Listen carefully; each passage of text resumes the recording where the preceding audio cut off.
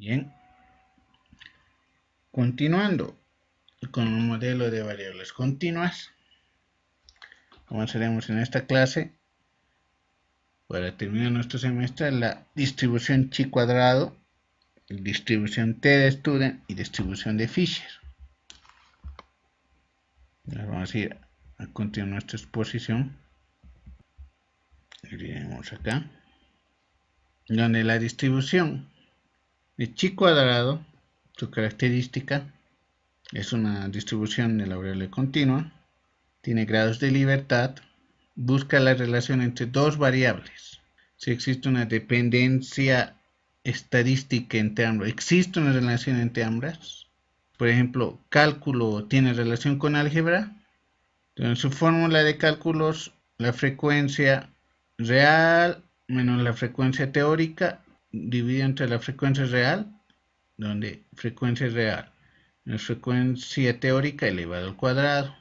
Para empezar los cálculos, en este ejemplo vemos la nota de los estudiantes, que vamos a ver si existe una relación entre cálculo y estadística. ¿Habrá una relación entre cálculo y estadística? ¿Entre aprobados y reprobados? A ver, veamos nuestra tablita. Cálculo 50 en aprobado, reprobado 120. Estadística 70 en aprobado, 160 reprobados. Hacemos la sumatoria respecto a las columnas y filas. 50 más 70, 120. 120 más 160, 280. Nos vamos a las filas. 50 más 120, 270. 70 más 160, 230. Haciendo un total de 400. Ahora nuestra pregunta es, ¿la nota de cálculo influye en la nota de estadística? Y tenemos un margen de error del 95%. A 0,95. Vamos a hacer primero nuestros cálculos respecto a la tabla. Antes es importante plantearse dos hipótesis. La hipótesis nula, ¿la nota de cálculo influye en la de estadística? La hipótesis alterna, ¿la nota de cálculo influye en estadística? Tenemos la nula y la alterna. La nula dice no influye, ninguna de las dos, y la alterna nos dice sí, la nota de cálculo influye en la estadística. Bien, empezamos a trabajar con nuestro cuadro primero. 50. Para el valor de 50, vamos a calcular valores respecto a 50, 70, 120 y 160. Para respecto a 50, 120 por 170 dividido entre 400. Regresando a las operaciones nos sale 51. Ahora nos vamos respecto a 70. 120 por 230 dividido entre 400. Total 69. 280 por 170 dividido entre 400. 119. Ahora nos vamos a 160. 180 por 280 por 230 dividido entre 400, haciendo el resultado obtenido de 161. Es importante calcular los grados de libertad. Vemos que aquí existe grados de libertad. Número de filas era 2. Número de columnas 2. 2 menos 1, 2 menos 1. 2 menos 1, 1. Por 2 menos 1, 1. 1 por 1, 1. Ahora vamos a calcular nuestro chi cuadrado. 50 menos el dato que hemos encontrado, menos 51 al cuadrado dividido entre 51. 120 menos el dato encontrado, 119 elevado al cuadrado dividido entre 119. Más 70 menos 69 elevado al cuadrado dividido entre 69.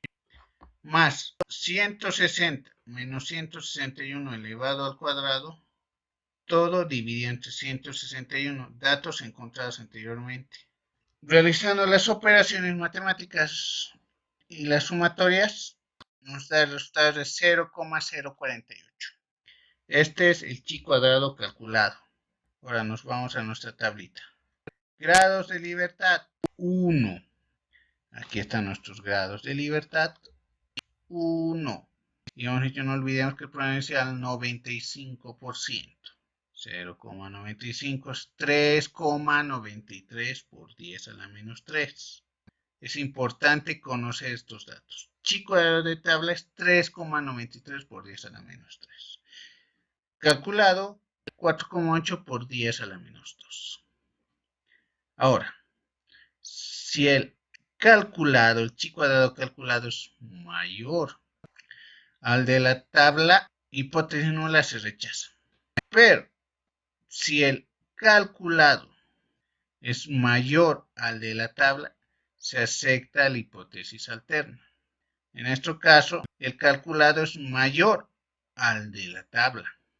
Entonces aceptamos la hipótesis alterna, donde decimos que las notas de cálculo sí influyen en las notas de estadística. Luego tenemos la TED-Student. Esta funciona cuando está muy relacionada con la distribución normal. Se trabaja para muestras menores a 30 y se utiliza principalmente los datos de la media poblacional y la media muestral de una población, su media muestral.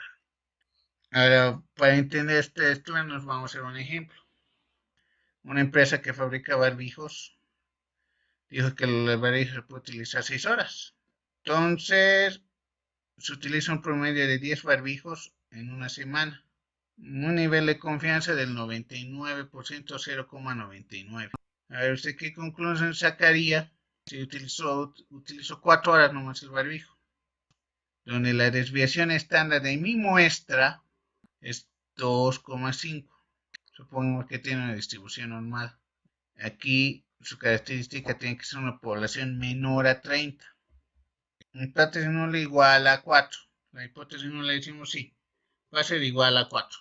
Y aceptamos la hipótesis. Diferente a 4 dura más de 4 horas. Vamos a utilizar nuestra fórmula. Promedio 6 menos el promedio de la muestra 4 horas. Desviación estándar de la muestra 2,5. N, ¿cuánto hemos utilizado? ¿Cuánto tenemos? Son 10 barbijos dividido entre 10. Son 2,53. Para encontrar aquí los grados de libertad, aquí también es importante calcular el alfa. Alfa es igual a 1 menos 0,99.